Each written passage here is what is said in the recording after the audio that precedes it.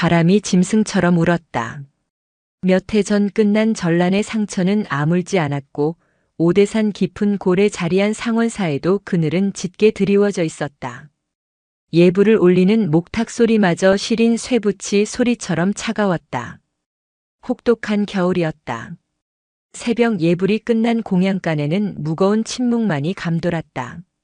어린 동자승부터 60평생을 부처님께 기댄 해각 노스님까지 모두의 바로에는 바닥이 비치는 멀건죽 한 그릇과 새끼손가락만 한 무 조각이 전부였다. 전쟁은 사람들의 마음뿐만 아니라 사찰의 곳간까지 텅 비게 만들었다. 내 살배기 동자승, 명운의 작은 몸이 차가운 마룻바닥의 한기를 이기지 못하고 잘게 떨렸다. 명운은 태어나자마자 포대기에 쌓여 이곳 상원사 문 앞에 버려진 아이였다. 해각 스님은 핏덩이였던 아이에게 밝은 구름이라는 뜻의 명운이라는 이름을 지어주었다. 그날도 명운은 제 앞에 놓인 바로를 가만히 내려다보았다. 백가죽이 등에 붙을 듯 허기졌지만 아이는 숟가락을 들지 않았다. 대신 가사 깊숙한 곳, 제 작은 품속을 가만히 매만졌다.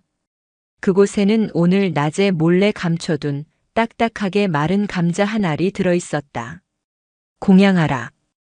해각 스님의 낮고 엄한 목소리가 공양간을 울렸다. 스님은 칼날 같은 눈으로 대중을 살폈다. 이런 굶주림의 시절일수록 수행자의 규율은 더욱 엄격해야 했다. 굶주림은 탐욕을 낳고 탐욕은 마음을 지옥으로 이끄는 법이다. 명운은 해각 스님의 눈을 피해 얼른 숟가락을 들었다. 하지만 죽은 밥만 먹었다. 그리고는 모두가 그릇을 비우고 물로 헹구는 그 짧은 순간 품속의 감자를 꺼내 남은 죽 그릇에 재빨리 넣었다. 그리곤 바루를 통째로 들고 공양간을 나섰다. 저 아이가. 공양주 보살이 놀라 소리치려 했지만 해각 스님이 눈짓으로 막았다. 노스님의 미간에 깊은 주름이 패었다. 명운은 차가운 바람을 맞으며 부엌 뒤뜰의 장독대로 향했다. 사방을 두리번거린 아이는 꽁꽁 언 손으로 가장 구석진 작은 항아리 뚜껑을 열었다. 그리고는 자신이 먹다 남긴 죽과 감자를 그 안에 조심스레 부었다. 벌써 며칠째 반복되는 일이었다. 왜 저러는 게냐? 요 며칠 제 몫을 다 먹는 법이 없구나. 한 젊은 스님이 걱정스레 물었다. 해각 스님은 대답 대신 차가운 눈으로 명운의 뒷모습을 바라볼 뿐이었다. 노스님의 마음속에는 의심의 불씨가 타오르기 시작했다. 굶주림이 아이의 마음에 집착을 심은 것인가? 음식을 숨겨두고 혼자 먹으려는 탐욕인가? 그 시각 명운은 다시 법당 뒤편으로 향했다. 처마 밑에 위태롭게 매달린 작은 새 둥지 앞이었다. 며칠 전부터 불어닥친 한파의 둥지 안에 어린 새 2마리가 온몸을 떨고 있었다. 명운은 둥지 아래서 한참을 망설였다. 그러다 이내 결심한 듯 제 몸에 걸친 누더기 승복의 가장 안쪽 옷자락을 잡았다. 그것은 명운이 가진 유일한 속옷이었다. 아이는 꽁꽁 언 손으로 힘겹게 옷자락을 찢기 시작했다. 질긴 무명천은 4살 아이의 힘으로 쉽게 찢어지지 않았다. 흡! 명운은 이를 악물고 천을 비틀었다. 살을 애는 바람이 찢어진 옷자락 사이로 파고들어 아이의 맨살을 핥히었다. 마침내 천 조각이 찢어져 나왔다. 명운은 작은 손으로 둥지를 조심스레 감쌌다. 괜찮아. 이제. 괜찮아. 새들은 여전히 떨고 있었지만 아이는 그것만으로도 마음이 놓이는 듯 희미하게 웃었다. 그 모습을 멀리서 지켜보던 해각 스님의 눈썹이 꿈틀거렸다. 탐욕이 아니다. 그렇다면 대체 무엇 때문에 음식을 숨기는 것이냐? 노스님은 혼란스러웠다. 저토록 순수한 자비심을 지닌 아이가 어찌하여 음식을 탐하는 행동을 보인단 말인가? 해각 스님은 그 비밀을 제 눈으로 직접 확인해야겠다고 결심했다. 그날 밤 달빛마저 얼어붙은 듯 시린 밤이었다. 모두가 잠든 시각 명운이 이불을 덮고 뒤척이는가 싶더니 이내 조용히 몸을 일으켰다. 아이는 낮에 장독대에 숨겨두었던 죽 그릇을 품에 안았다. 그리고는 마치 그림자처럼 소리 없이 방을 빠져나갔다. 명운의 작은 발이 향한 곳은 사찰의 요사체가 아니었다. 아이는 사찰을 벗어나 눈 덮인 산길로 접어들고 있었다. 명운아. 해각 스님의 엄한 목소리가 아이의 등 뒤를 쳤다. 달빛 아래 눈밭 위에 찍힌 작은 발자국은 선명했다. 명운은 온몸이 굳은 듯 그 자리에 멈춰 섰다. 아이는 차마 뒤를 돌아보지 못하고 품에 안은 죽 그릇만 더욱 세게 끌어안았다. 해각 스님은 매서운 기세로 다가와 명운의 앞에 섰다. 노 스님의 얼굴은 분노로 굳어 있었다. 내 지금 무얼 하는 게냐? 이 밤중에 공양간의 음식을 들고 어딜 가는 것이냐? 스님, 그게... 명운의 목소리는 울음에 잠겨 있었다. 굶주림이 무섭다더니 기어이 내 마음에 도둑을 들였구나. 사찰의 음식은 내 것이 아니다. 시주들의 피와 땀이요 대중의 것이다. 그것을 몰래 감추고 숨기는 것은 큰 죄임을 몰랐더냐. 해각 스님의 질책은 추위보다 더 시렸다. 전쟁 직후 이쌀 한 톨, 감자 한 알이 얼마나 귀한 것인지 노 스님은 뼈저리게 알고 있었다. 산 아래 마을 사람들은 나무 껍질로 연명하고 있었다. 그런 시기에 수행자가 음식을 탐하는 것은 용납할 수 없는 타락이었다. 아닙니다. 스님, 탐하는 것이 아닙니다. 그럼 무엇이냐? 내 어찌 변명하려는 게냐? 해각 스님은 명운의 품에서 죽그릇을 빼앗아 들었다. 그릇 안에는 멀건 죽과 감자 조각이 얼어붙어 있었다. 노 스님은 그것을 눈밭에 거칠게 내던졌다. 악! 명운이 비명을 질렀다. 아이는 차가운 눈밭에 엎드려 흩어진 음식 조각을 필사적으로 끌어모으려 했다. 그 모습에 해각 스님은 더욱 실망했다. 일어서지 못하겠느냐? 그깟 음식 쪼가리에 이토록 집착하다니. 정녕 내가 부처님의 제자이더냐.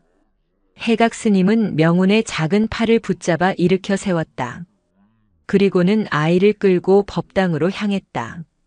노 스님은 법당에 불을 켜고 공양간에서 쌀 한 줌을 가져왔다. 꿇어라. 명운은 차가운 법당 바닥에 무릎을 꿇었다. 해각 스님은 아이의 앞에 쌀알 몇 톨을 놓았다. 명운아, 이 쌀 한 톨이 내 눈에는 무엇으로 보이느냐? 이 쌀 한 톨에는 천지의 기운이 담겨 있다. 농부의 땀과 햇빛과 비바람과 이 땅의 모든 기운이 모여 이 한 톨을 이루었느니라. 우리가 공양을 하는 것은 단순히 배를 채우기 위함이 아니다. 이 모든 인연에 감사하고 이 기운으로 수행에 정진하기 위함이다. 해각 스님의 목소리는 낮고 무거웠다. 그런데 너는 이 귀한 것을 숨겼다. 내 한 몸의 배고픔을 이기지 못해 집착을 품었다. 내가 숨긴 그 한 톨의 쌀 때문에 누군가는 하루를 더 굶주릴 수도 있음을 어찌 헤아리지 못하느냐. 명운은 고개를 들지 못했다. 그저 뜨거운 눈물만 뚝뚝 떨어뜨렸다. 하지만 아이의 눈물은 부끄러움이나 뉘우침과는 조금 다른 알 수 없는 절박함과 슬픔으로 가득 차 있었다. 아이는 무언가를 말하려 입을 달싹였지만 차마 말이 나오지 않는 듯 다시 입을 굳게 다물었다. 그 고집스러운 침묵이 해각 스님의 마음을 더욱 무겁게 짓눌렀다. 오늘 밤 여기서 부처님 앞에 내 탐욕을 참회하거라. 이 쌀 한 톨의 무게를 깨달을 때까지 한 발짝도 움직일 생각 말아라. 해각 스님은 촛불 하나만 남겨둔 채 법당을 나섰다. 밖은 다시 눈보라가 치기 시작했다. 노 스님은 자신의 방으로 돌아가려다 문득 걸음을 멈췄다.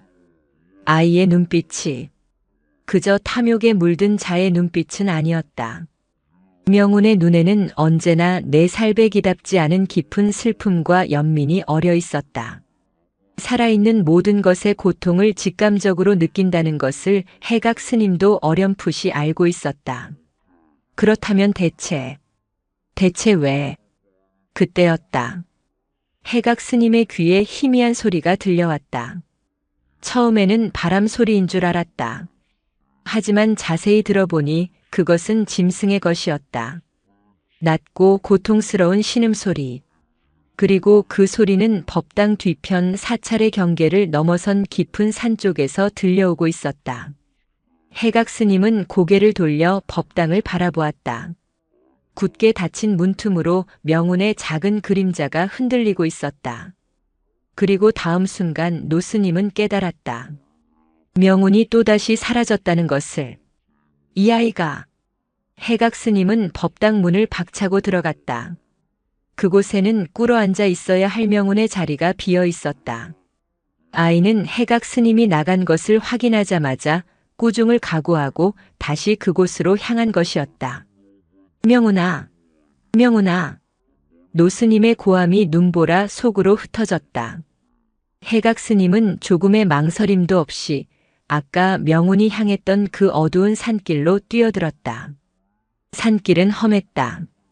몇 해 전에 포화로 거대한 나무들은 쓰러져 길을 막았고 밤새 내린 눈은 모든 함정을 감추고 있었다. 해각 스님은 등불 하나에 의지한 채 눈밭에 희미하게 남은 명운의 발자국을 미친 듯이 뒤쫓았다. 명운아, 이 녀석 어딜 갔느냐? 노스님의 목소리는 거친 바람에 갈갈이 찢겼다. 심장이 얼음장처럼 차가워졌다. 이 산에는 굶주린 늑대들이 들끓었다. 4살 아이는 그저 한입 거리에 불과했다. 제발, 제발 무사해야 한다. 자신이 아이를 너무 심하게 몰아붙였다는 후회가 칼날처럼 가슴을 파고들었다. 그깟 음식이 뭐라고. 아이의 그 절박한 눈빛을 왜 더 깊이 헤아리지 못했을까? 얼마나 달렸을까? 발자국은 사찰에서 꽤 멀리 떨어진 거대한 바위들이 모여있는 곳에서 끊겼다. 해각 스님은 숨을 몰아쉬며 등불을 들어 사방을 비췄다. 명운아. 그때였다. 바위 틈새, 눈으로 반쯤 가려진 작은 굴입구에서 희미한 빛이 새어나오는 것을 발견했다. 그리고 그 빛과 함께 아까 들었던 그 짐승의 신음소리가 훨씬 더 가깝게 들려왔다. 낮고 끓어오르는 듯한 고통의 소리. 해각 스님은 등줄기에 식은땀이 흐르는 것을 느꼈다. 저것은 필시 곰이었다. 설마, 설마. 노스님은 침을 삼키며 조심스럽게 굴입구로 다가갔다. 그리고 그 안에서 들려오는 아이의 목소리에 그 자리에 얼어붙고 말았다. 괜찮아. 괜찮아. 먹어. 이거 먹어야 해. 명운의 목소리였다. 해각 스님은 떨리는 손으로 굴을 가리고 있던 눈 덮인 나뭇가지를 걷어냈다. 그리고 등불을 안으로 비췄다. 굴 안에는 믿을 수 없는 광경이 펼쳐져 있었다. 거대한 어미곰 한 마리가 피투성이로 쓰러져 있었다. 곰의 옆구리에는 오래되어 썩어가는 상처가 있었고 아마도 전란 중에 사냥꾼이 쏜 총에 맞은 듯 했다. 어미곰은 숨을 가쁘게 몰아쉬며 신음하고 있었고 그 품에는 태어난 지 얼마 되지 않아 보이는 새끼곰이 어미의 젖을 필사적으로 빨고 있었다. 그리고 명운은, 그 4살배기 작은 아이는 곰의 머리맡에 웅크리고 앉아 꽁꽁 언 손으로 아까 해각 스님이 눈밭에 내던졌던 그 감자 조각을 으깨어 어미 곰의 입에 넣어주려 하고 있었다. 스님. 명운이 해각 스님을 발견하고 울먹였다. 곰이 아파요. 새끼도 배고파요. 어미 곰은 낯선 이의 기척에 마지막 힘을 다해 고개를 들었다. 짐승의 붉은 눈이 해각 스님을 향했다. 금방이라도 달려들 듯 낮은 경계의 소리를 냈지만 곰은 일어설 기력조차 없어 보였다. 해각 스님은 그 자리에 못 박힌 듯 서 있었다. 자신이 탐욕이라 꾸짖었던 아이의 행동, 쌀 한 톨의 무게를 운운하며 질책했던 그 모든 순간이 거대한 종소리가 되어 노스님의 머리를 울렸다. 명운은 굶주림 속에서 자신의 배를 채우기 위해 음식을 숨긴 것이 아니었다. 이 혹한 속에서 죽어가는 또 다른 생명을 살리기 위해 제 몫을 기꺼이 내어준 것이었다. 인간도 짐승도 아닌 그저 아픈 생명을 위해 자신의 가장 소중한 것을 바친 것이었다. 모든 생명은 연결되어 있다는 부처님의 가르침. 살아있는 모든 것을 가엾이 여기는 자비심. 해각 스님은 60평생 경전을 읽고 수행했지만 지금 눈앞에 4살 아이가 온몸으로 보여주는 그 순수한 자비 앞에서 차마 고개를 들 수 없었다. 쌀 한 톨의 무게는 알았으나 그 한 톨에 담긴 생명의 무게를 정작 자신은 모르고 있었던 것이다. 어미 곰의 거친 숨소리와 새끼 곰의 애처로운 울음소리, 그리고 명운의 흐느낌이 눈보라치는 굴 안을 가득 메웠다. 해각 스님은 천천히 굴 안으로 무릎을 꿇고 들어섰다. 그리고는 명운의 작은 어깨를 감싸 안으며 떨리는 목소리로 속삭였다. 그래, 명운아. 내가 옳았다. 내가 틀렸구나. 해각 스님은 그 자리에 얼어붙은 채 굴 안의 광경을 멍하니 바라보았다. 촛불과 등불빛이 뒤섞여 좁은 굴 안을 희미하게 밝혔다. 짐승의 거친 숨소리, 제 어미의 젖을 빨며 낑낑대는 새끼의 울음, 그리고 자신의 잘못을 고하듯 흐느끼는 명운의 어깨 너머로 해각은 평생을 수행하며 찾고자 했던 자비의 실체를 보았다. 그것은 경전 속에 있지 않았다. 그것은 화려한 법당이나 금빛 불상에 있지도 않았다. 그것은 지금 제 한 몸 누일 곳도 없는 이 차가운 바위 틈에서 자신의 모든 것을 내어주며 죽어가는 생명 앞에 웅크린 4살배기 아이의 등 속에 있었다. 스님, 제가 잘못했습니다. 명운이 울음을 터뜨렸다. 아이는 해각 스님이 자신을 벌할 것이라 생각했다. 음식을 훔친 것도 모자라 사찰의 가장 큰 어른을 속이고 이 험한 굴까지 이끌었으니 말이다. 쌀 한 톨의 무게를 모르고 하지만 너무 아파 보였습니다. 너무 배고파 보였습니다. 명운은 엎드려 흙바닥에 이마를 댔다. 해각 스님의 눈에서 뜨거운 것이 울컥 솟았다. 해각은 천천히 명운의 곁으로 다가갔다. 어미 곰이 마지막 남은 힘으로 크르릉 경계의 소리를 냈지만 해각은 아랑곳하지 않고 아이의 등을 어루만졌다. 일어나거라 명운아. 노스님의 목소리는 물기에 젖어 심하게 떨리고 있었다. 잘못한 것은 내가 아니다. 해각 스님은 명운을 부축해 일으켰다. 그리고 아이와 눈을 맞췄다. 잘못한 것은 이 늙은 중이다. 해각 스님은 합장한 채 고개를 숙였다. 4살배기 아이를 향한 것이 아니었다. 아이의 모습을 통해 현신한 살아있는 부처를 향한 참회였다.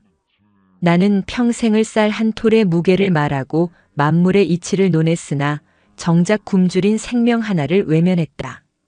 나는 사람의 굶주림과 짐승의 굶주림을 나누는 어리석음으로 법당에 앉아 경전만 외웠다. 허나 너는 굶주림 속에서도 너보다 더 굶주리고 아픈 생명을 위해 너의 유일한 것을 나누었구나. 어미 곰의 신음이 다시 굴 안을 채웠다. 상황은 한시가 급했다. 상처는 썩어가고 있었고 이대로 두면 날이 밝기 전에 어미 곰은 숨이 끊어질 터였다. 명운아, 너는 여기서 어미 곰과 새끼 곰이 놀라지 않도록 잘 달래고 있거라. 내가 금방 다녀오마. 스님? 가서 내가 하려던 일을 마저 해야지. 공양은 일이 하는 것이 맞다. 해각 스님은 한치의 망설임도 없이 몸을 돌려 굴을 나섰다. 그리고 자신이 왔던 길을 아까 명운을 쫓을 때와는 비교도 안 될 만큼 빠른 속도로 내달렸다. 노스님의 목표는 단 하나 공양간이었다. 사찰은 깊은 잠에 빠져 있었다. 해각 스님은 공양간 문을 열었다. 그리고는 망설임 없이 뒤주를 열었다. 전쟁과 흉년으로 바닥을 보이던 뒤주. 그 속에는 사찰의 모든 대중이 다음 끼니로 겨우 죽을 쑤어 먹을 얼마 남지 않은 곡식이 전부였다. 이 쌀 한 톨에 천지의 기운이 담겨 있다. 조금 전 자신이 명운을 꾸짖으며 했던 말이었다. 그렇다. 천지의 기운이 담겨 있기에 이 기운으로 꺼져가는 생명을 살리는 것이야말로 가장 큰 공양이다. 해각 스님은 가장 큰 바가지로 쌀을 퍼담았다. 그리고 낮에 쪄두었던 딱딱한 감자 몇 알과 사찰에서 가장 귀한 약재인 도라지청까지 망설임 없이 챙겼다. 스님? 그때 등 뒤에서 잠결에 물을 마시러 나온 젊은 스님 범진의 목소리가 들렸다. 범진은 해각 스님이 이 야심한 시각에 뒤줄을 열고 음식을 퍼내는 것을 보고 제 눈을 의심했다. 큰 스님, 지금 무얼 하시는 겁니까? 이 곡식은 내일 아침 대중공양에 쓸. 묵언하거라. 해각 스님의 목소리는 단호했다. 지금부터 내가 하는 일을 보아도 보지 못한 것으로 하고 들어도 듣지 못한 것으로 하라. 하오나 스님, 지금 밖은 눈보라가 치고 산 아래는 굶어 죽는 이들이 안다. 해각이 범진을 돌아보았다. 노스님의 눈은 등불빛에 형형하게 빛나고 있었다. 산 아래 굶주린 이도 생명이요. 지금 이 산 속에서 죽어가는 이도 생명이다. 중생을 구제하는데 어찌 사람과 짐승의 구분이 있겠느냐. 내가 오늘 내 평생의 위선과 오만을 참회하는 큰 불사를 치를 것이다. 범진은 해각 스님의 그 기백에 눌려 더 이상 아무 말도 하지 못했다. 해각 스님은 쌀과 감자를 자루에 담고 뜨거운 물까지 주전자에 챙겨 다시 눈보라 속으로 뛰어들었다. 굴에 돌아왔을 때 명우는 작은 손으로 어미 곰의 상처를 덮어주며 울먹이고 있었다. 새끼 곰은 이제 어미의 젖이 나오지 않는지 애처롭게 울고 있었다. 됐다. 이제 됐다. 해각 스님은 가져온 쌀을 씹어 잘게 부순 뒤 뜨거운 물에 개어 죽처럼 만들었다. 그리고는 명운에게 건넸다. 명운아, 내가 죽어라. 내 손길에는 원망이나 두려움이 없으니 저 미물도 너를 따를 것이다. 명운은 해각 스님을 한번 바라보고는 조심스럽게 쌀죽을 손에 떠서 어미 곰의 입가로 가져갔다. 경계하던 어미 곰은 쌀죽의 냄새를 맡더니 이내 명운의 손을 핥기 시작했다. 몇 날 며칠을 굶주렸던 어미 곰이 허겁지겁 쌀죽을 받아먹었다. 그 사이 해각 스님은 등불을 가까이 가져가 곰의 상처를 살폈다. 예상대로 총상이었다. 쇠붙이가 박힌 채 살이 썩어가고 있었다. 이런. 이 고통을 어찌 견뎠단 말인가. 해각 스님은 자신의 승복을 찢었다. 그리고 가져온 도라지청을 상처에 쏟아부었다. 곰이 고통에 몸부림쳤지만 명운이 곰의 머리를 감싸 안고 속삭였다. 괜찮아. 스님이 도와주시는 거야. 괜찮아. 놀랍게도 곰은 명운의 목소리에 차츰 안정을 되찾았다. 해각 스님은 썩은 살을 도려내고 찢어진 승복으로 상처를 단단히 동염했다. 모든 힘을 쏟아낸 노스님의 이마에는 구슬땀이 맺혔다. 새끼는 어찌하느냐. 어미 곰이 쌀죽을 먹었어도 당장 젖이 돌 리 없었다. 새끼는 여전히 굶주려 울고 있었다. 해각 스님은 잠시 고민하다가 남은 쌀죽을 자신의 손가락에 묻혔다. 그리고는 새끼 곰의 입에 제 손가락을 넣어주었다. 새끼 곰이 해각 스님의 손가락을 제 어미에 젖은 양 힘껏 빨기 시작했다.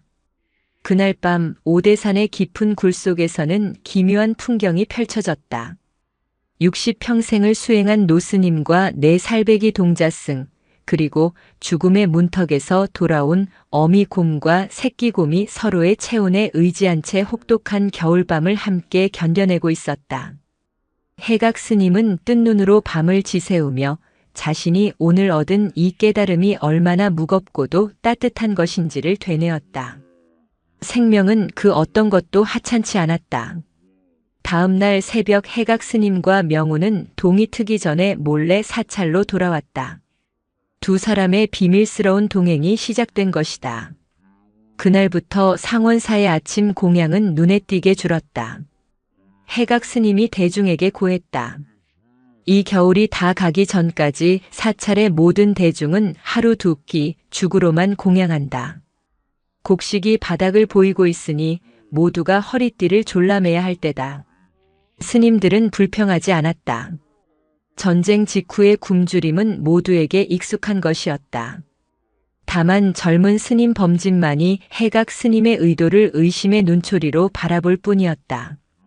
그는 어젯밤 해각 스님이 뒤주에 쌀을 퍼내던 모습을 똑똑히 보았기 때문이었다. 해각 스님은 자신의 공양 시간마저 줄였다. 노 스님은 자신의 바루에 담긴 멀건 죽의 절반을 몰래 덜어내어 명운의 바루에 섞어주었다. 스님 왜 스님 몫을? 명운이 묻자 해각 스님이 낮은 목소리로 말했다. 너는 커야 할 아이고 나는 이미 다 자란 늙은이다. 그리고 오늘 저녁에 너는 큰 힘을 써야 할 테니 많이 먹어두어야 한다. 해각 스님은 명운에게 특별한 임무를 주었다. 그것은 바로 비밀 공양이었다. 매일 저녁 해가 지고 인적이 끊기면 해각 스님은 그날 대중의 공양에서 아낀 쌀과 감자를 모아 죽을 쑤었다. 그리고 명운은 그 죽그릇을 품에 안고 어둠을 뚫고 곰의 굴로 향했다. 해각 스님은 혹시 모를 늑대의 습격을 막기 위해 멀찍이서 명운의 뒤를 따르며 아이를 지켰다.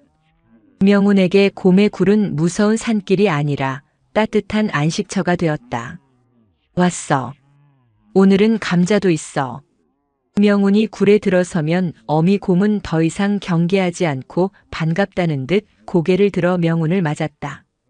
해각 스님의 치료와 명운의 지극한 보살핌 덕분에 어미 곰의 상처는 기적처럼 아물기 시작했다.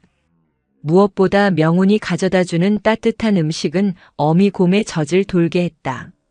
새끼 곰은 이제 굶주림에서 벗어나 통통하게 살이 올랐다. 새끼 곰은 명운을 어미의 형제쯤으로 여기는 듯 했다. 명운이 굴에 오면 새끼 곰은 명운의 누더기 승복 자락을 물고 장난을 치거나 명운의 품에 파고들어 잠이 들곤 했다. 명운은 그 굴 안에서 자신이 태어나서 한 번도 느껴보지 못한 것을 느꼈다. 그것은 가족의 온기였다. 어미에게 버려진 자신과 어미가 죽을 뻔했던 새끼 곰은 닮아 있었다. 명운은 새끼 곰을 쓰다듬으며 중얼거렸다. 너는 좋겠다. 어미가 있어서. 그러면 어미 곰은 명운의 손등을 핥아주었다. 마치 너에게도 우리가 있다고 말하는 듯 했다. 명운의 비범한 공감 능력은 곰과의 사이에서 언어의 장벽을 무너뜨렸다. 아이는 곰의 울음소리만 듣고도 그들이 원하는 것을 직감적으로 알았다. 하지만 이 비밀스러운 겨울나기는 위기를 맞았다. 큰 스님, 도저히 안 되겠습니다. 한겨울의 끝자락, 봄이 오려면 아직 멀었는데 사찰의 뒤주가 마침내 바닥을 드러냈다. 젊은 스님 범진이 공양간 앞에서 해각 스님에게 무릎을 꿇고 호소했다.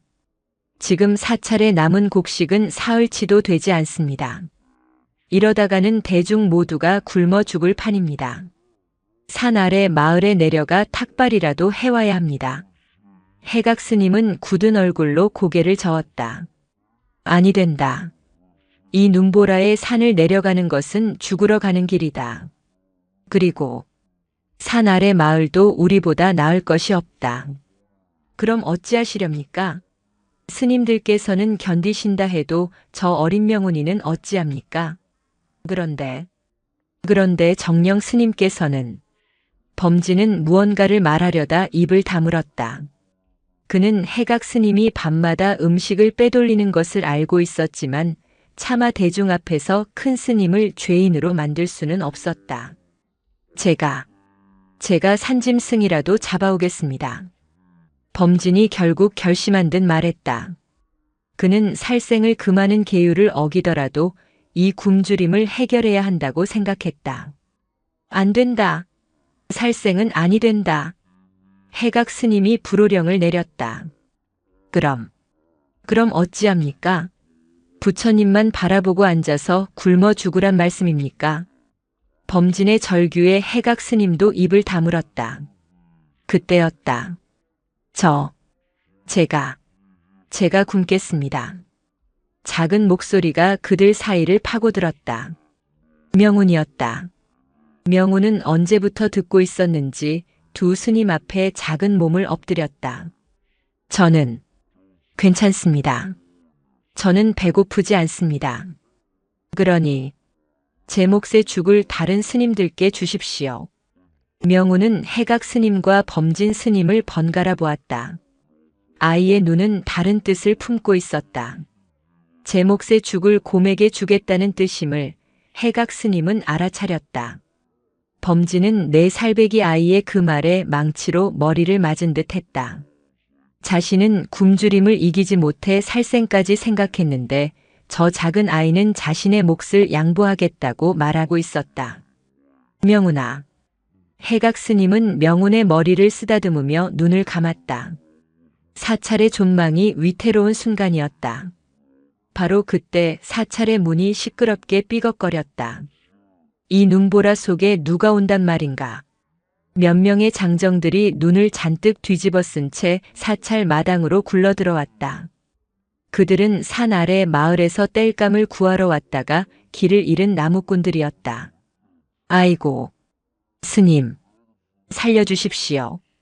길을 잃었습니다. 하룻밤만 묵어가게 해주십시오. 해각 스님은 그들을 맞이하며 깊은 한숨을 내쉬었다. 가뜩이나 없는 살림에 굶주린 입만 늘어난 셈이었다. 하지만 이들을 내칠 수는 없는 노릇이었다.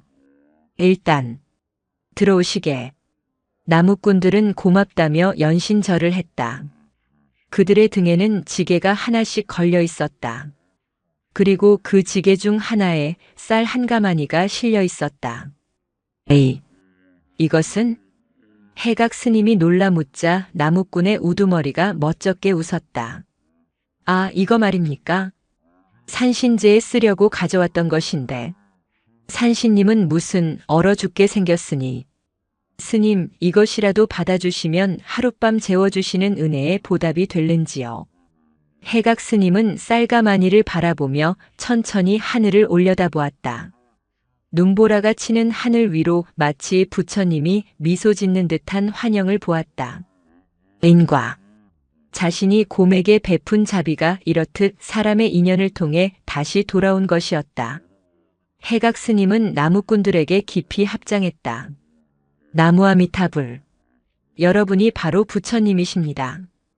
그날 밤 상원사에는 오랜만에 따뜻한 쌀죽이 돌았다. 그리고 해각 스님과 명운은 그 누구보다도 넉넉한 마음으로 쌀죽을 챙겨 곰의 굴로 향했다. 봄이 오고 있었다. 눈이 녹기 시작했다. 오대산의 골짜기마다 얼어붙었던 계곡물이 다시 소리를 내며 흘렀다. 상원사 처마 밑에는 제비가 날아들었고 명운이 찢어준 승복 조각으로 둥지를 틀었던 새들은 무사히 겨울을 나고 새끼를 쳤다. 곰의 굴에도 변화가 찾아왔다. 어미곰은 완전히 기력을 회복했다. 총상이 깊었던 옆구리에는 선명한 흉터가 남았지만 걷고 뛰는 데는 아무런 문제가 없었다. 새끼 곰은 명운의 허리춤까지 자라났다. 이제 굴은 2마리 곰이 지내기에는 비좁아 보였다. 어느덧 4살에서 5살이 된 명운도 그 변화를 직감했다. 그날도 명운은 해각 스님이 챙겨준 마지막 쌀죽을 들고 굴을 찾았다. 하지만 곰 모자는 굴 입구 밖에 나와 있었다. 어미곰은 하얗게 부서지는 햇살을 맞으며 먼 산을 바라보고 있었다. 왔구나. 명운이 다가서자 어미곰이 고개를 돌려 명운의 몸에 코를 비볐다. 마치 고맙다는 인사를 하는 듯 했다. 명운은 쌀죽 그릇을 내려놓았다. 하지만 어미곰은 쌀죽을 먹지 않았다.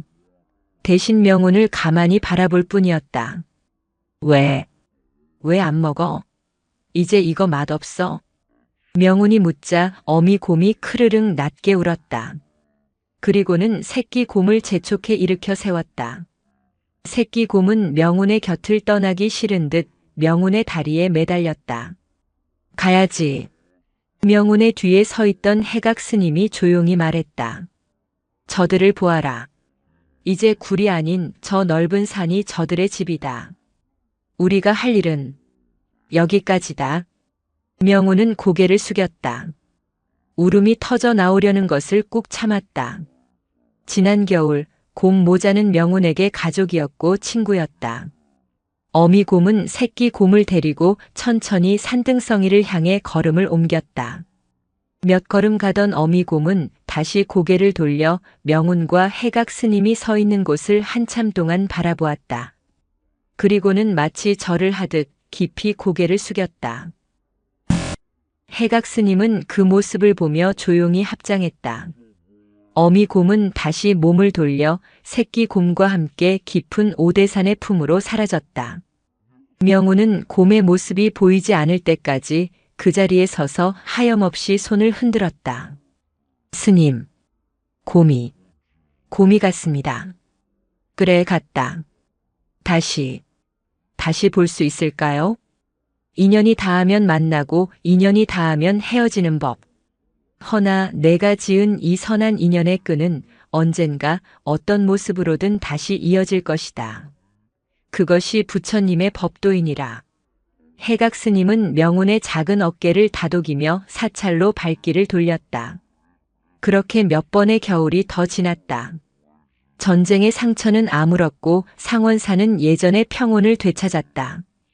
해각 스님은 이제 지팡이 없이는 걷기 힘든 노인이 되었고 내 살배기 동자승 명운은 어느덧 10살의 씩씩한 행자가 되었다.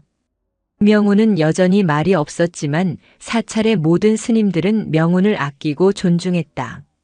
아이는 굳이 말하지 않아도 살아있는 모든 것과 교감하는 듯 했다. 명운이 경을 읽으면 산새들이 법당 문턱에 날아와 지저귀었고 산길에서 다친 노루가 명운의 처소 앞에서 밤을 새우는 일도 있었다. 명운의 비범한 자비심은 그 자체로 오대산의 기운과 닮아가고 있었다. 그해 봄은 유난히 가물었다. 몇 달 동안 비 한 방울 내리지 않은 산은 바싹 말라 있었다. 사건은 순식간에 일어났다. 산 아래 마을에서 누군가 논두렁을 태우다 불씨를 잘못 다룬 것이 화근이었다. 마침 불어온 거센 바람을 타고 불길은 삽시간에 산을 집어삼키기 시작했다. 불이야. 산불이다. 상원사의 범종이 다급하게 울렸다. 불길은 무서운 속도로 산을 타고 올라왔다. 붉은 혀가 밤하늘을 핥았고 연기가 온 산을 뒤덮었다. 큰일 났습니다, 스님. 바람이 사찰 쪽으로 불고 있습니다. 젊은 스님들이 물동이를 나르고 불을 막아보려 했지만 거대한 불길 앞에서 인간의 노력은 무력했다. 불길은 기어이 상원사의 담장을 넘어섰다. 대웅전을 지켜야 한다. 해각 스님은 늙은 몸을 이끌고 가장 먼저 대웅전으로 향했다. 그곳에는 상원사의 역사와도 같은 오래된 불상과 경전들이 있었다. 스님들은 불길 속으로 뛰어들어 경전을 하나라도 더 구해내려 애썼다. 스님, 해각 스님, 위험합니다. 나오셔야 합니다. 명운이 해각 스님을 부르며 절규했다. 하지만 해각 스님은 가장 오래된 화엄경 목판을 지키려다 그만 중심을 잃고 말았다. 쿨럭쿨럭. 그 순간 불길에 휩싸인 대웅전의 대들보가 굉음을 내며 무너져 내렸다. 스님. 명운이 해각 스님을 구하기 위해 불길 속으로 뛰어들려던 찰나 무너진 대들보가 두 사람의 앞을 가로막았다. 해각 스님과 명운은 순식간에 대웅전 안 거대한 화염의 바다 한가운데에 갇히고 말았다. 사방은 불길로 막혔고 유독한 연기가 두 사람의 숨통을 조였다. 명운아, 정신 차리거라. 해각 스님은 연기에 질식해 쓰러져가는 명운을 끌어안았다. 이제 모든 것이 끝이라고 생각했다. 바로 그때였다. 사찰의 기왓장이 터져나가는 소리, 나무가 타들어가는 소리를 찢고 산 전체를 뒤흔드는 거대한 울음소리가 들려왔다. 우엉! 그것은 짐승의 포효였다. 하지만 단순한 짐승의 소리가 아니었다. 그것은 마치 분노한 산신령의 노호와도 같았다. 다음 순간 불타는 대웅전의 벽이 무언가에 부딪혀 통째로 무너져 내렸다. 그리고 그 불길과 연기 속에 거대한 검은 그림자가 모습을 드러냈다. 대웅전이 통째로 울렸다. 불길이 빚어내는 파열음과 연기 속에서 질식하던 해각 스님과 명운의 귓가에 그 거대한 포효는 마치 천지를 깨우는 사자의 울음처럼 파고들었다. 우엉! 그것은 분노가 아니었다. 그것은 절박함이었고 길을 열라는 준엄한 명령이었다. 다음 순간 불타는 대웅전의 서쪽 벽이 안쪽으로 무너져 내렸다. 기왓장과 흙먼지, 불붙은 석가래가 폭포처럼 쏟아져 내렸다. 그리고 그 뚫린 구멍 너머 붉은 화염을 등지고 선 거대한 검은 그림자가 모습을 드러냈다. 저것은 밖에서 발을 동동 구르던 범진 스님과 스님들이 숨을 삼켰다. 다 자란 곰이었다. 몇 해 전 명운이 살려낸 그 새끼 곰이라고는 믿기지 않을 만큼 거대했다. 산의 주인을 자처하는 거대한 수컷 곰이었다. 곰의 온몸은 불길에 그을렸고 털 군데군데에는 불씨가 붙어 타닥거렸지만 놈은 고통을 모르는 듯 미동조차 하지 않았다. 곰의 붉은 눈은 오직 한 곳, 불타는 대웅전 안 연기 속에 쓰러져가는 두 사람에게 고정되어 있었다. 스님. 곰입니다. 곰이. 명운이 해각 스님을 흔들며 마지막 힘을 쥐어짰다. 해각 스님은 거의 의식을 잃어가고 있었다. 곰아, 곰아. 16이 된 명운의 목소리가 터져 나왔다. 그 부름에 응답하듯 곰은 망설이지 않았다. 놈은 불타는 기둥 사이를 뚫고 마치 제 집 안방을 거닐 듯 성큼성큼 대웅전 안으로 들어섰다. 짐승의 본능이라면 이 거대한 불지옥을 두려워해야 마땅했다. 하지만 놈의 걸음에는 두려움이 아닌 오직 하나의 목적만이 담겨 있었다.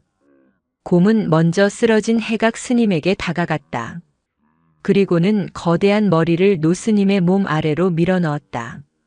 스님들이 밖에서 경악의 비명을 질렀다. 곰이 노스님을 해하려는 줄 알았던 것이다. 아니야. 스님들을 구하러 온 거야. 명운이 소리쳤다. 명운은 느낄 수 있었다.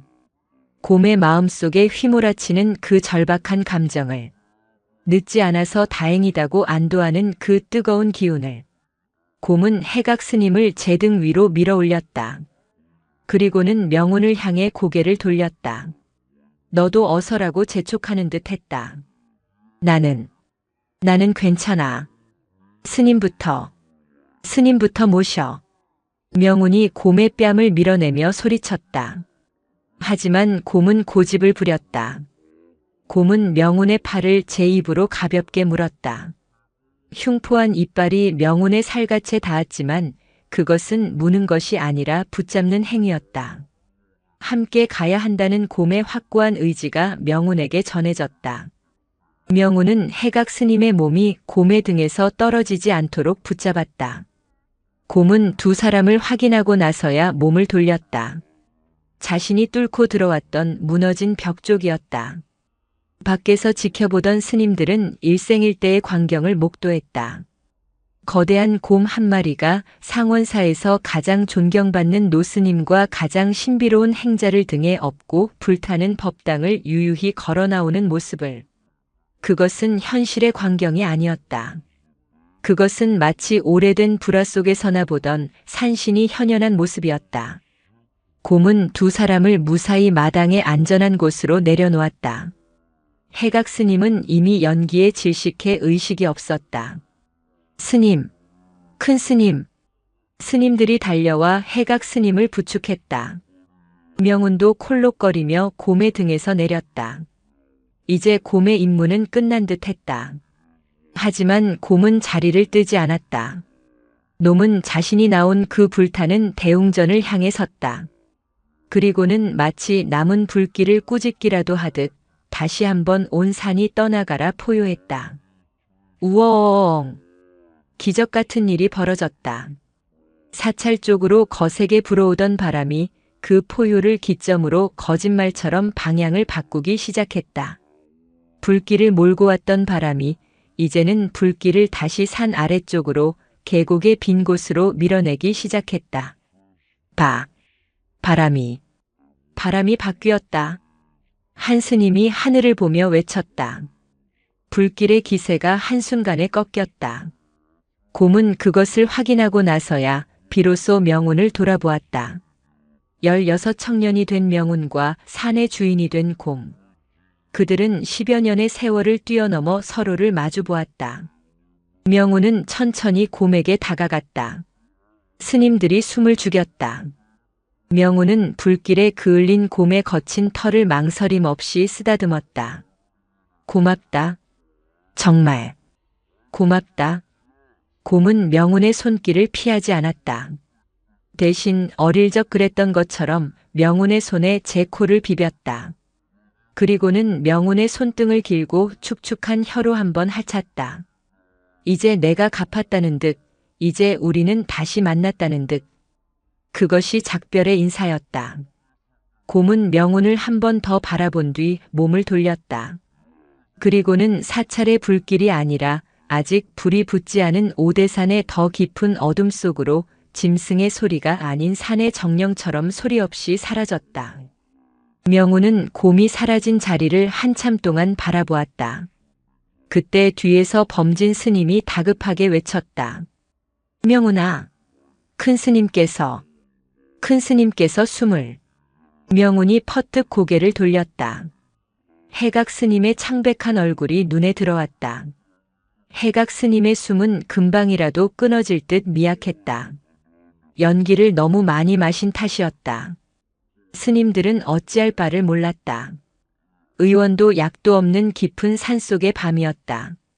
명운은 스님들을 해치고 해각 스님 곁에 무릎을 꿇었다. 명운은 해각 스님의 앙상한 손을 잡았다. 얼음장처럼 차가웠다. 스님, 눈을 뜨십시오. 명운은 자신의 남은 기력을 모두 끌어모으듯 해각 스님의 손을 잡은 채 눈을 감았다. 명운의 비범한 공감 능력은 단순한 감정의 교류를 넘어선 지 오래였다.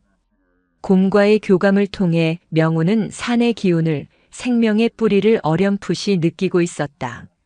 명운은 지금 자신이 무엇을 해야 하는지 직감했다. 그는 해각 스님의 인중에 자신의 손가락을 대고 반대편 손으로는 해각 스님의 단전을 눌렀다. 그리고는 자신의 숨을 깊게 들이마셨다가 노 스님의 입에 천천히 불어넣었다. 단순한 인공호흡이 아니었다. 그것은 자신의 생기를 나누는 행위였다. 오대산의 맑은 기운을 자신의 몸을 통해 노 스님에게 전달하는 의식이었다. 쿨럭, 커헉. 얼마나 지났을까. 해각 스님의 몸이 크게 경련하더니 거친 기침과 함께 검은 가래를 토해냈다. 그리고 노 스님의 감겨있던 눈이 가늘게 뜨였다. 스님, 큰 스님. 스님들의 얼굴에 환희의 눈물이 흘렀다. 시끄럽다. 이 중놈들아. 여기가 지옥이냐? 해각 스님의 갈라진 목소리가 들려왔다. 농담을 할 기력이 돌아온 것이었다. 해각 스님은 자신을 부축하는 명운의 어깨에 기댔다. 그리고는 눈앞에 펼쳐진 광경을 보았다. 밤새 불길이 휩쓸고 간 상원사는 처참했다. 상원사의 심장이었던 대웅전은 검은 뼈대만 남아 무너져 내렸고 스님들의 처소였던 요사체도 절반이 타버렸다. 공들여 가꾼 텃밭은 잿더미가 되었다. 동이 트기 시작한 하늘 아래 잿더미가 된 사찰의 모습은 그 자체로 거대한 무덤처럼 보였다. 스님들은 망연자실했다. 평생을 바친 터전이 하룻밤 사이에 사라진 것이다. 이제 우린 어찌합니까? 모든 것이 다 타버렸습니다.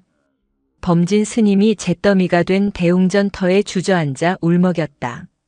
그는 한때 해각 스님을 의심했던 자신이 죄스러워 지난 몇 년간 누구보다 열심히 불사에 매달렸었다. 그 모든 노력이 죄가 되어버린 것이다. 해각 스님은 명운의 부축을 받아 천천히 일어섰다.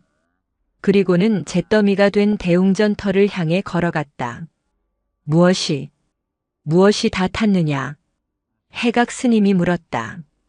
예, 스님. 법당도, 경전도, 불상도. 그래, 법당은 탔다. 나무로 만든 것이니 타는 것이 당연하다. 경전도 탔다. 종이로 만든 것이니 불을 만나면 재가 되는 것이 이치다. 해각 스님은 무너진 법당의 중심, 불상이 있던 자리로 걸어갔다. 불길이 가장 거셌던 곳.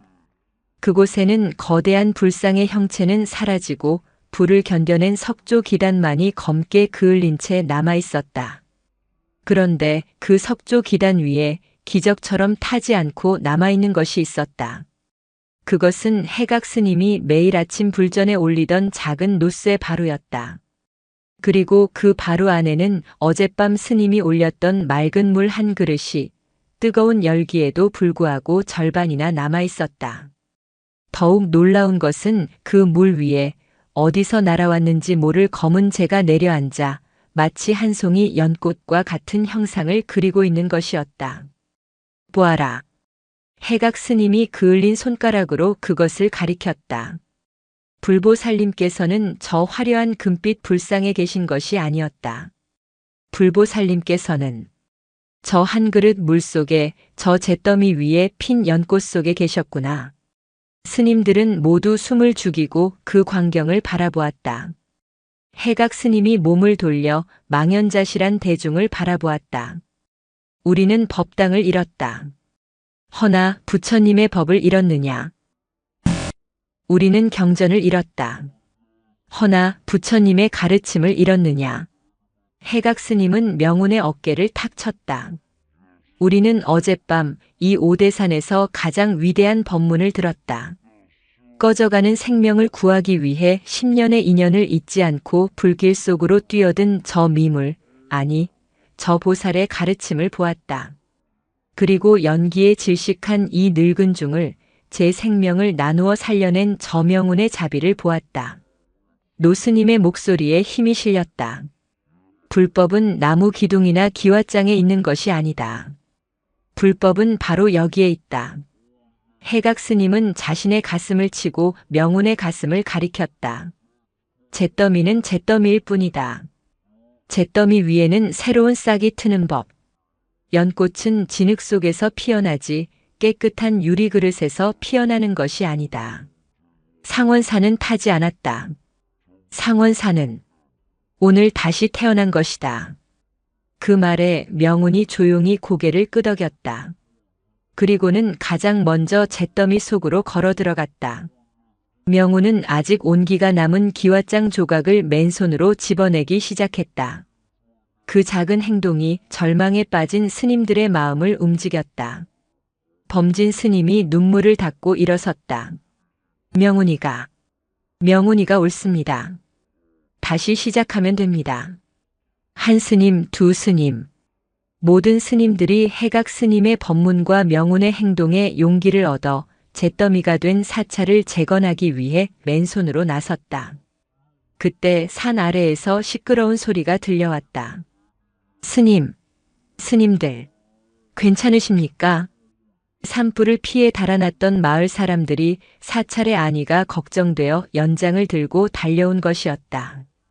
그들의 손에는 주먹밥과 감자가 들려 있었다. 해각 스님은 잿더미 위에 핀 연꽃과 잿더미 속에서 다시 일어서는 사람들을 보며 조용히 미소 지었다. 상원사의 재건은 더뎠지만 견고했다.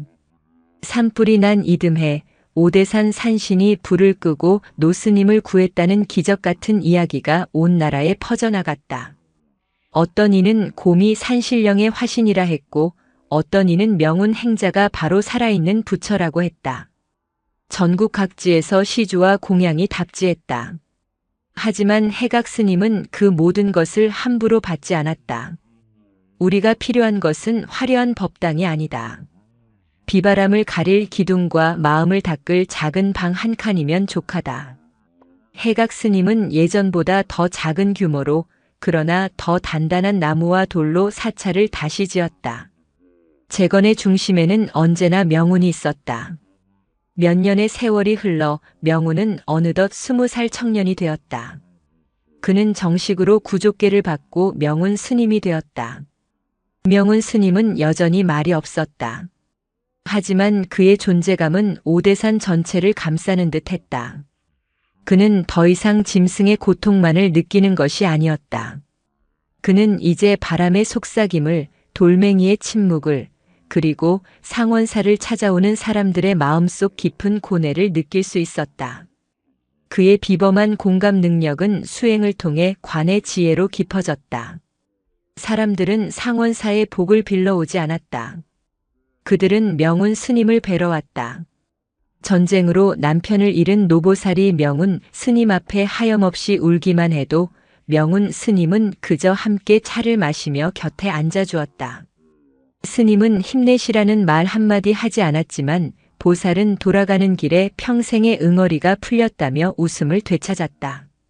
삶의 의미를 잃고 방황하던 젊은이가 명운 스님에게 삶이란 무엇입니까? 라고 물었을 때 명운 스님은 그를 데리고 잿더미에서 살아남은 텃밭을 함께 가꿀 뿐이었다. 땀을 흘리고 흙을 만지던 젊은이는 문득 자신이 심은 씨앗에서 싹이 트는 것을 보고 깨달음을 얻어 돌아갔다. 명운 스님은 가르치지 않았다. 그저 함께 있을 뿐이었다. 그것이 명운의 법문이었다. 한편 해각 스님은 이제 기력이 쇠하여 자리에 누운 날이 더 많았다. 노 스님은 자신의 시간이 얼마 남지 않았음을 직감했다. 어느 맑은 가을날 해각 스님은 명운 스님을 불렀다. 명운아, 나를 좀 업어다오. 스님, 어디 가시려 하십니까? 내가 처음 왔던 곳, 그리고 내가 처음 생명을 구했던 곳에 가보고 싶구나. 명운 스님은 묵묵히 늙은 스승을 등에 업었다. 스승의 몸은 깃털처럼 가벼워져 있었다. 명운은 해각 스님을 업고 사찰의 문을 나섰다. 그리고는 10수년 전 내 살배기 아이가 곰을 살리기 위해 매일 밤 오갔던 그 굴을 향해 걸었다. 굴은 예전 모습 그대로였다. 세월의 풍파에 입구가 조금 더 좁아졌을 뿐이었다. 여기에 나를 내려다오. 명운은 스승을 굴 앞에 너른 바위에 앉혔다. 해각 스님은 따스한 가을 햇살을 맞으며 가만히 눈을 감았다. 명운아, 예, 스님. 내가 너에게 처음 가르쳤던 것이 무엇인지 기억하느냐? 쌀 한 톨의 무게였습니다. 해각 스님이 희미하게 웃었다. 그래, 쌀 한 톨의 무게. 나는 그것을 가르치려 했지. 허나 너는 나에게 무엇을 가르쳐 주었느냐?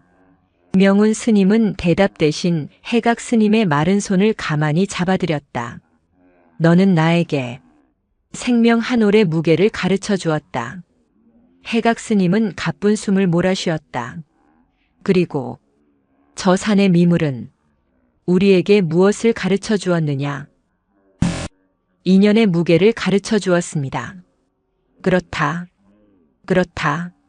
쌀 한 톨, 생명 한 올, 인연의 무게. 그 모든 것이 결국 하나였구나. 해각 스님의 눈이 가물거렸다. 노 스님은 마지막 힘을 다해 품속에서 무언가를 꺼냈다. 그것은 낡고 해진 가사 한 벌이었다. 해각 스님이 평생을 지녀온 불타는 대웅전에서도 간신히 건져낸 유일한 물건이었다. 이것은 내가 평생을 의지한 것이다. 이제 내가 이 상원사의 기둥이다. 해각 스님은 그 가사를 명운 스님의 어깨 위에 올려주었다. 명운아, 너는 산을 닮았다. 산은 오는 이를 막지 않고 가는 이를 잡지 않는다. 그저 묵묵히 모든 것을 품어줄 뿐. 너는 이 오대산이다. 그 말을 끝으로 해각 스님의 손이 명운 스님의 손에서 스르르 미끄러져 내렸다. 스님?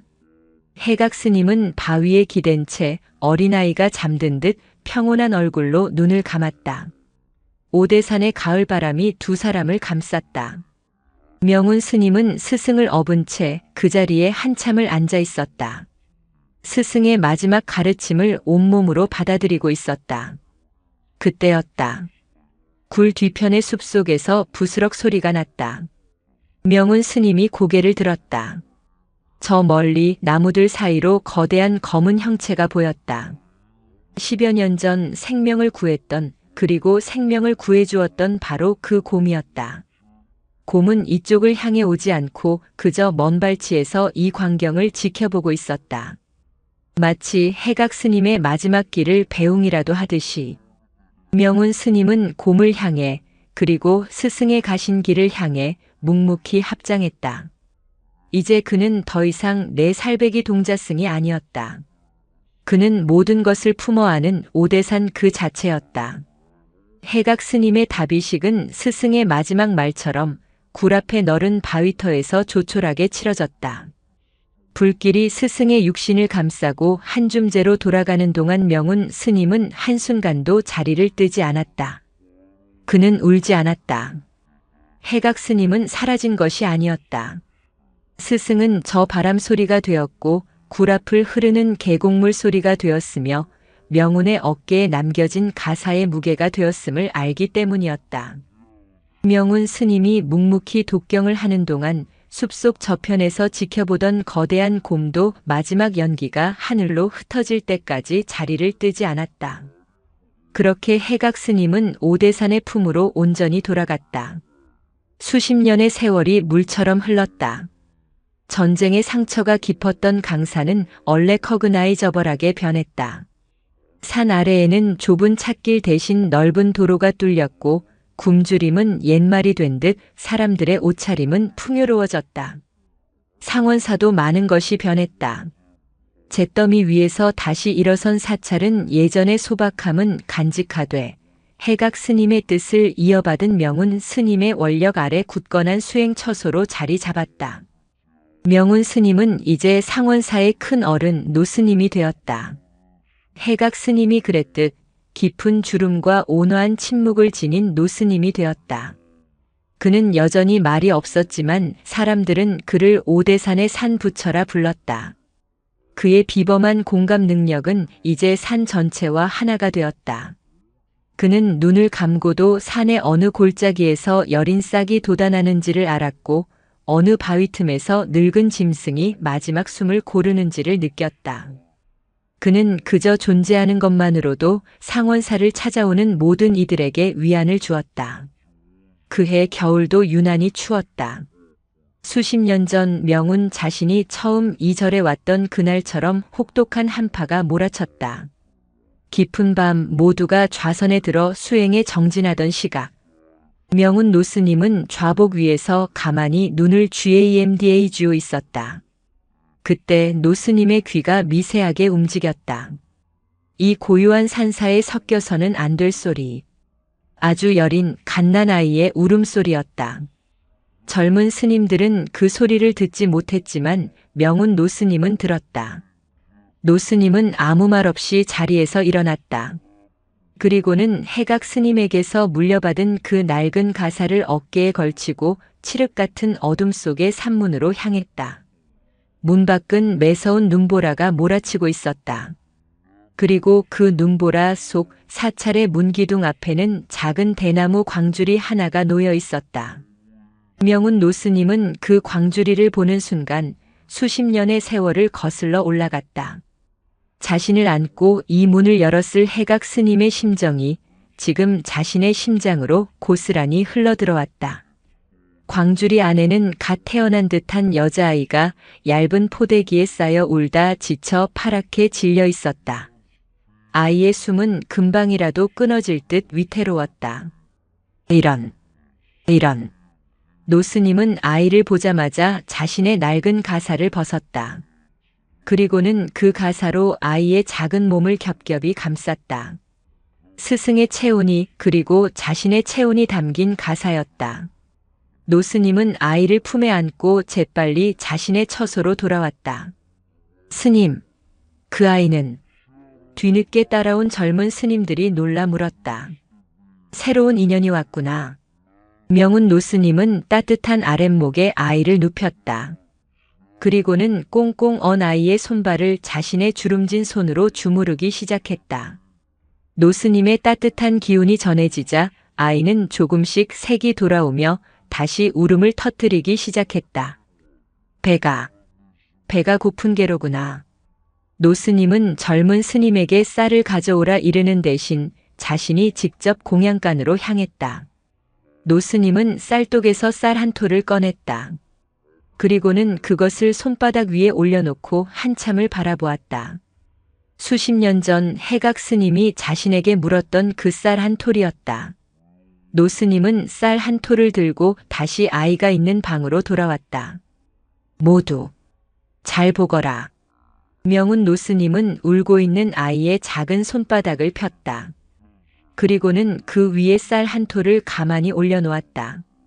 아이는 울음을 그치고 제 손바닥 위에 놓인 하얀 점을 신기한 듯 바라보았다. 너희는 이 쌀 한 톨의 무게가 얼마만큼이라 생각하느냐? 젊은 스님들은 감히 대답하지 못했다. 명운 노스님이 평생을 화두로 삼아온 질문임을 알기 때문이었다. 명운 노스님은 아이를 바라보며 아주 오랜만에 환하게 미소 지었다. 그것은 해각 스님이 보여주었던 산과 같은 미소였다. 내 스승께서는 나에게 이 쌀 한 톨의 무게를 물으셨다. 나는 평생 그 답을 찾아 헤맸지. 노스님은 아이의 손을 감싸 쥐었다. 이 한 톨의 무게는 굶주린 짐승의 목숨 무게였고 아픈 어미의 눈물 무게였다. 노스님은 창밖, 불의 타제가 되었다가 다시 푸르게 돋아난 산을 바라보았다. 이 한 톨의 무게는 불타는 법당의 무게였고 나를 구한 산신의 보은의 무게였다. 노스님은 다시 아이의 눈을 바라보았다. 그리고 이 한 톨의 무게는 오늘 밤 이 차가운 눈보라를 뚫고 새로운 인연으로 우리에게 온 바로 내 생명의 무게이니라. 쌀 한 톨의 무게는 곧 우주 만물의 무게이며 모든 생명은 그렇게 동등하게 귀하다는 것을 해각 스님은 그것을 가르치려 했고 명운 스님은 그것을 평생에 걸쳐 깨달았다. 명운 노스님은 아이에게 해연, 즉 지혜의 인연이라는 이름을 지어주었다. 상원사의 겨울은 다시 따뜻해졌다. 사찰에는 어린아이의 웃음소리와 울음소리가 다시 퍼져나갔다. 명운 노스님은 해연을 엎고 잿더미 위에 다시 지은 법당을 거닐었다. 어느 봄날 명운 노스님은 해연을 데리고 곰의 굴이 있던 곳으로 향했다. 굴은 이제 세월 속에 거의 무너져 흔적만 남아 있었다. 스님, 여긴 왜 왔어요? 이곳이 할아버지가 처음으로 밥값을 한 곳이니라. 노스님이 웃으며 말했다. 그때 숲 저편에서 부스럭거리는 소리가 났다. 해연이 놀라 노스님의 등 뒤로 숨었다. 나무들 사이로 어미 곰 한 마리가 제 새끼들을 데리고 모습을 드러냈다. 수십 년 전 그 곰의 후손일 터였다. 곰들은 명운 노스님을 두려워하지 않았다. 그들은 그저 햇살 좋은 바위 위에 앉아있는 노스님과 아이를 산의 일부인 듯 오래된 친구인 듯 덤덤히 바라볼 뿐이었다. 명운 노스님은 품에서 감자 하나를 꺼내 굴렀다. 곰이 그것을 받아 먹었다. 오대산 상원사. 그곳에는 쌀 한 톨의 무게가 곧 생명의 무게임을 아는 늙은 스님과 그 가르침 속에서 자라날 어린아이가 그리고 그 모든 인연을 묵묵히 지켜보는 산이 함께 숨쉬고 있었다. 인연은 그렇게 돌고 돌며 산은 언제나처럼 침묵 속에 모든 것을 품고 있었다.